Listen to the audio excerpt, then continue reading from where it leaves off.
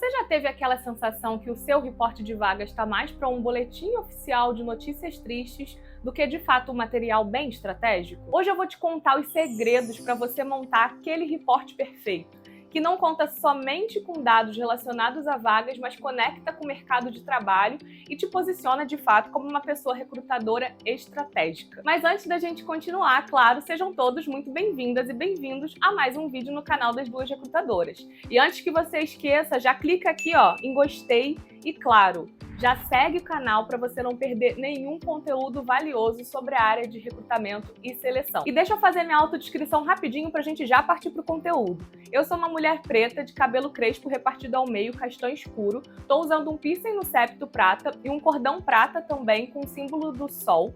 Estou usando duas camisas, uma por baixo é uma blusa preta e por cima uma camisa de botão branca com listras bem finas pretas em toda ela.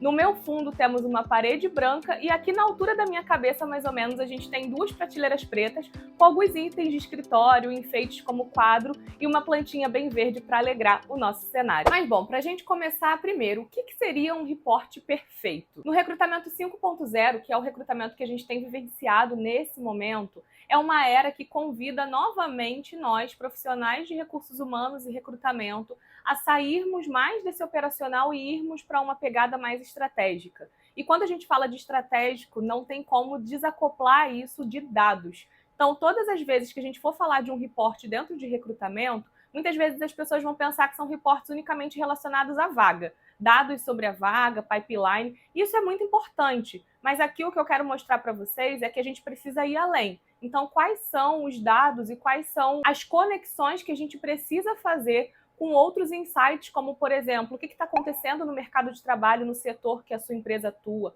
qual é o momento de remuneração daquele cargo, a marca empregadora da sua empresa ela está sendo atrativa? Então, esses e outros aspectos vão ser fundamentais para serem um novo termômetro do processo de recrutamento e seleção para dentro da sua empresa e que vão, de fato, te posicionar como uma pessoa não só recrutadora, tiradora de pedidos, sabe? Mas uma pessoa que consegue trazer insights muito mais profundos do que somente o dado pelo dado e que vai conseguir fazer alguma mudança também no negócio. E vale ressaltar que esses reportes, relatórios que a gente faz dentro da nossa área, a gente tem vários formatos dele. Inclusive, a Nick já falou sobre um deles aqui no canal. Eu vou deixar o link aqui para vocês assistirem depois que terminarem esse daqui, que é um tipo de reporte que fala sobre pesquisa de mercado. Então, como que você consegue se conectar às tendências do que está acontecendo fora da sua empresa. Hoje a gente vai focar em reportes internos, então reporte de vaga. Mas como a gente consegue ir além utilizando os dados daquela vaga, daquela oportunidade que você está tendo de processo seletivo para alavancar a sua atuação enquanto uma pessoa de fato que se conecta com outros aspectos do negócio. O primeiro ponto aqui que você não pode deixar de fazer é conectar os dados com insight. Gente, é muito diferente você levar unicamente os dados para apresentar e ser uma coisa mais expositiva do tipo: eu tive 50 pessoas candidatas entrevistadas na primeira etapa, 30 na segunda, 5 na terceira. Fica até monótono você fazer unicamente uma exposição desses dados. Mas o que eles estão querendo dizer realmente? O que os dados do seu funil de processo seletivo estão querendo mostrar? E é aqui o grande segredo, o grande pulo do gato, é você conseguir olhar para esses dados e extrair, de fato, análises que são significativas para esse momento. Um exemplo claro disso podem ser os insights que você tira das taxas de conversão e possíveis anomalias que essas taxas de conversão estão tendo ao longo do seu funil. Então, basicamente, taxa de conversão é o quanto de pessoas candidatas estão passando por cada stage do seu processo, cada etapa do seu processo, pensando no processo seletivo como um funil, onde a gente tem a parte de cima com muito mais pessoas candidatas, que são as pessoas que estão ali em triagem, a etapa inicial, e a gente vai afunilando isso até chegar de fato na pessoa contratada. Para a gente exemplificar, vamos imaginar que a gente tenha uma taxa de conversão ali saudável que seja entre 30% a 40% no processo seletivo da sua empresa. Só que em determinada fase do processo, você percebe que apenas 5% dessas pessoas elas estão avançando. Ou seja, elas estão sendo muito reprovadas nessa etapa. E aqui o mais interessante, no momento que você estiver montando o seu reporte, é você não só levar essa anomalia, então não só levar que a gente está tendo uma taxa de conversão mais baixa aqui nesse ponto. Mas quais são as hipóteses que a gente tira disso? Por que você acredita que a gente está tendo essas taxas tão interessantes em determinados pontos do processo e em outros a gente está com uma taxa de conversão muito menor? Então, são N possibilidades que você pode levar também como insumos para se pensar junto com a pessoa que você esteja ali apresentando esse material. O segredo número 2, que está conectado inclusive com as hipóteses que você vai levantar, é fazer uma análise competitiva de mercado. Então vamos imaginar que você está com esse problema de uma taxa de conversão muito mais baixa do que o cenário ideal em determinadas etapas. Será que vale um benchmark para você entender como que acontece essa etapa do processo específico em outras empresas do mesmo setor?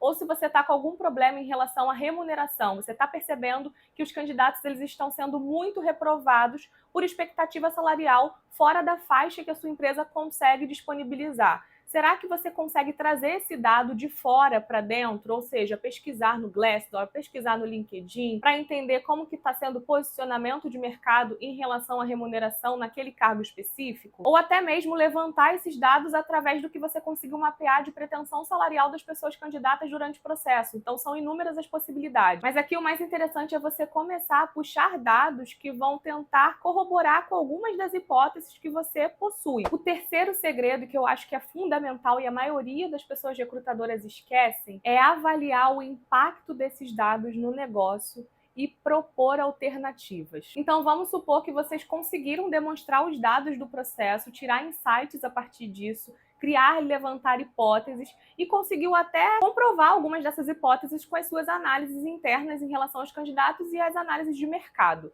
Agora chegou o momento de você ser uma pessoa propositiva e consultiva e até trabalhar com uma espécie de previsibilidade. Vamos imaginar que você está tocando uma vaga super desafiadora e essa posição ela tem uma senioridade bastante complexa e ela já é um cargo muito mais difícil de você conseguir chamar a atenção dessa pessoa no mercado. E você começou a perceber que a sua taxa de retorno ali, as abordagens que você está realizando, está muito baixa. Então aqui você já vai começar a levantar algumas hipóteses, já vai ter passado pelos pontos 1 e 2 que a gente mencionou e chegou a hora de você propor, de fato, algumas alternativas e o impacto disso no negócio também ser demonstrado. A nível de impacto no negócio, o que você pode trazer é justamente o alto nível, muitas vezes, de esforço que você está depositando para chamar a atenção dessas pessoas no mercado e esse esforço não está sendo correspondido. Então vamos supor que você fez uma abordagem de 50 pessoas e dessas 50, 2 retornaram. Nossa, então quer dizer que 50 pessoas abordadas, 2 retornaram, e aí depois você ainda percebe que só uma quis conversar e avançar no processo, você tem uma taxa de esforço muito grande para pouco retorno. Então, a gente vai ter, sim, um SLA talvez muito mais acentuado devido a esse início de funil que está um pouco mais engargalado com a falta de resposta das pessoas candidatas. Esse pode ser um primeiro impacto no negócio e a partir dele você pode fazer, inclusive, mais análises preditivas. Se você quiser um vídeo sobre análise preditiva, a gente também pode trazer aqui para vocês. E a nível de proposição, ou seja, você começar a levar algumas soluções para os problemas que vocês estão vivenciando naquele processo seletivo, 2 caminhos que poderiam ser apresentados, por exemplo, é você fazer um teste AB de mensagem, ou seja, você utilizar 2 mensagens de abordagem diferentes com públicos distintos e entender qual delas teve mais retorno, ou você pode pedir ajuda também à pessoa hiring manager, que muitas vezes tem uma senioridade mais parruda, para poder abordar essa pessoa ela mesma. Então aqui a gente tem uma grande diferença entre um report que só apresenta os dados e fala é isso, estamos bem ferrados, ou um report que fala, olha, é isso que está acontecendo, eu acredito que é aqui que a gente tem um problema e eu acredito que é assim que a gente pode atacar esse problema. E é isso, galera. Muito obrigada por ter chegado até aqui, até o final de mais um vídeo no canal das Duas Recrutadoras. Deixa aqui nos comentários se você tem mais algum desafio em relação a report, seja montar, elaborar, analisar, apresentar. A gente quer muito saber para poder fazer novos vídeos como esse para vocês. Um beijo e até a próxima!